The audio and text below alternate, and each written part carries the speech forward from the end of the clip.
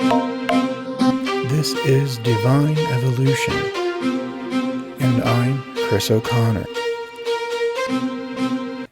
Thank you all so very much for joining me, and thank you for all of the listeners that we have.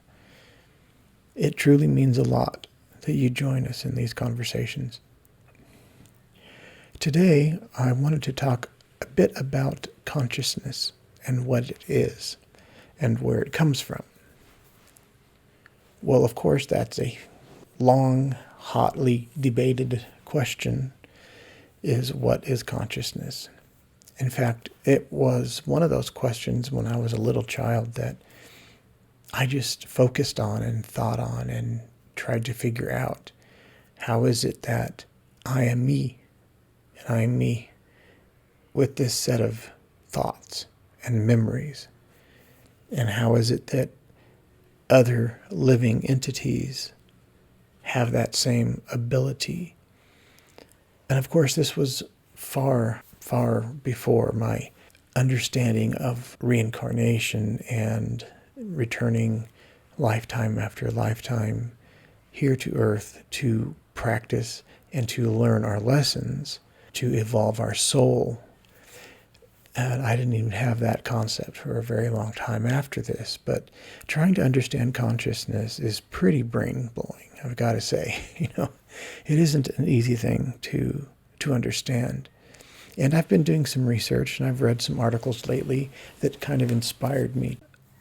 In the past, I've spoken about how all things have come into existence, meaning that when God the Creator spoke the universe into existence, being the Big Bang, that photons were created from love, which was the consciousness of God the Creator.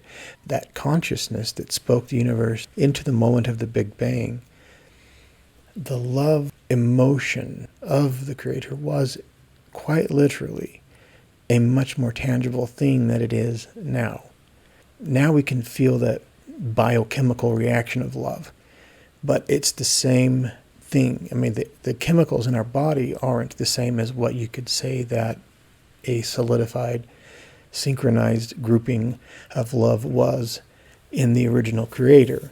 But that's part of our experience, and part of the densities. The higher the density, the more coalesced love becomes. So after the moment of the Big Bang, when this consciousness of God the Creator, also known as love light or love, began to coalesce, well, was already coalesced, but broken into its constituent parts. And those constituent parts are photons. They're quarks also, quarks and photons, but still. These photons began vibrating at its own rate that it chose to vibrate at, hence free will that I've mentioned in the past. There's a great article about this, and it's from the University of California, Santa Barbara. And there's an article written by Tam Hunt. It's TamHunt.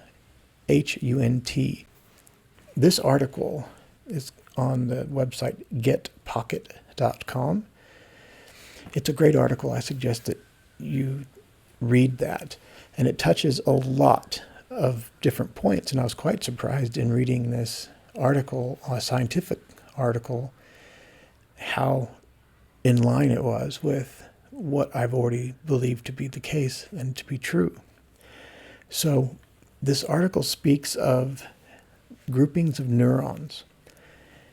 And the groupings of neurons, of course, each neuron is a grouping of molecules. And each of those molecules is a grouping of atoms. And these atoms are a grouping of photons. So we get back to the original thought of the Creator being love turned into photons, turning into matter. In their research at USC Santa Barbara, they begin to discuss how it is that groups of photons gather, and they gather together based on the frequency and vibration at which they resonate. And that resonant energy attracts other photons and molecules and then material. But the interesting thing that they found in their research is that molecules not only attract like molecules, photons attracting like photons, what also happens is that they can influence photons and molecules around them. And those influenced materials and molecules begin vibrating at that same oscillation rate. So then you have these groupings beginning to form. And as these groupings begin to form, there's a rudimentary consciousness in it. And that consciousness is the vibration itself. As these vibrations and groupings grow larger, they become more complex. And the larger number of molecular clusters, the higher the consciousness level of that entity. A stone has a consciousness, a fairly, rudimentary basic consciousness based on its vibrational rate. And that vibrational rate, if it were to increase in vibration, the material of a stone would change. As a side note, this is how thought forms are created, because a higher vibrational entity can find that vibrational rate of a material. And in this connection that they can make, they can request that this material change its form, because they are able to influence its vibrational state and its frequencies. Just like Nikola Tesla said, if you want to understand the mysteries of the universe, think in terms of energy, vibration, and frequency. Well, this is the key to opening the door to all mysteries. And of course, consciousness is like the greatest mystery.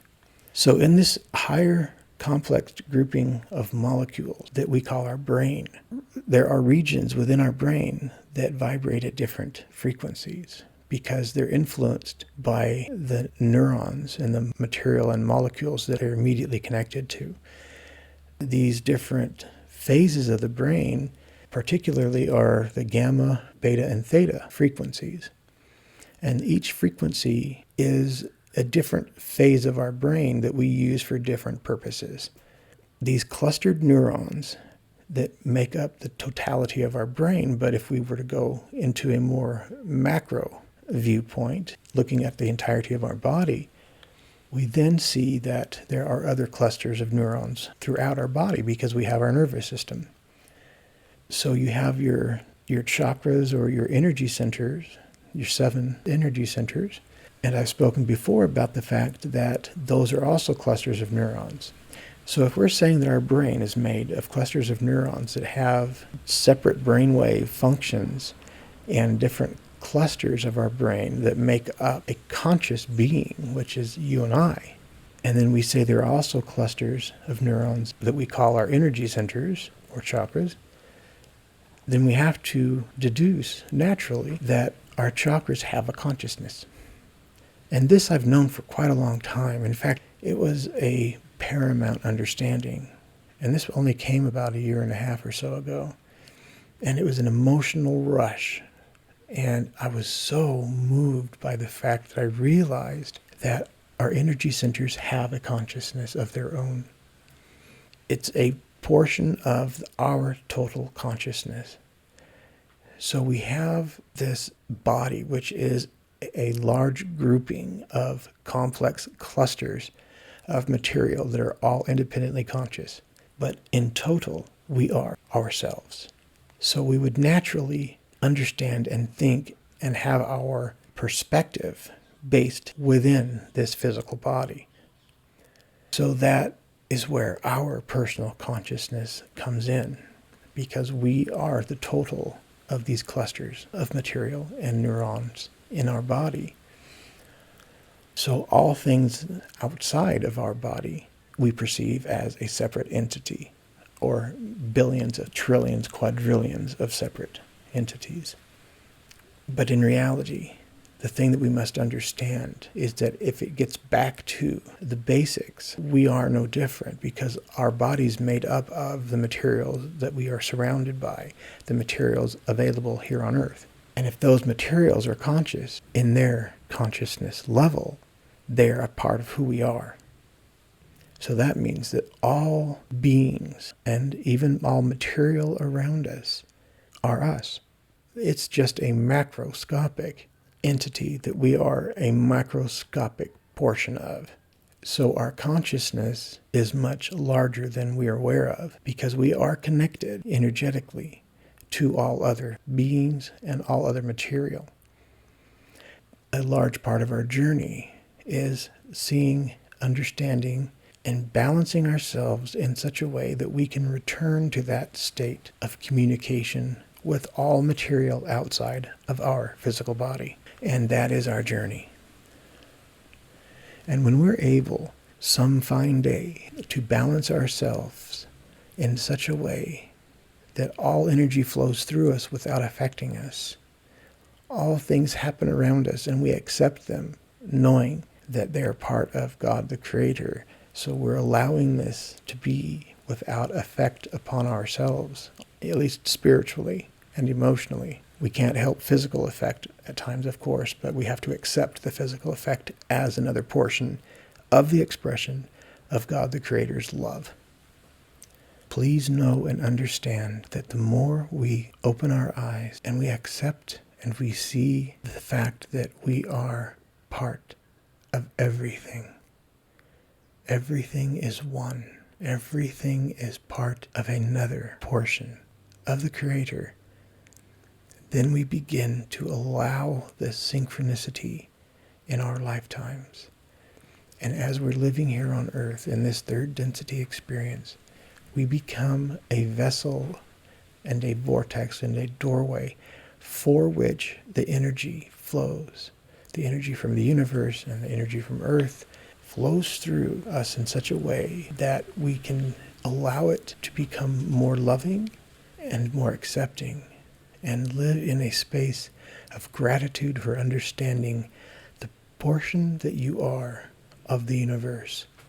And when you begin to understand this, you begin to understand that you are equal to and as important than any other being that has ever lived or ever will live. You are so incredibly important. You are an expression and a portion of the very consciousness and love of God the Creator. And all people around you, good and bad, all beings around you, all material around you, is part of the smallest portion of the largest consciousness that has ever existed. So you are as important as anything that has ever lived. And if you begin to treat yourself and treat others equally in love and gratitude, your vibrational state will raise to such a level that more information will come through, more love will flow through you, more gratitude will be present for every circumstance in your life, whether you feel it's good or bad or we perceive it as good or bad. All things are love, and we here at Divine Evolution love you, and we thank you for joining us in these conversations. And I want to open the invitation to you to join us on Twitter or on the Buzzsprout website or on any of the listening platforms. Of course, you're listening now, so you know. Please send us questions or comments, or just say hi at divineevolutionpodcast@gmail.com. We'd love to hear from you. Thank you all so much for joining us. And until next time, I'm Chris O'Connor.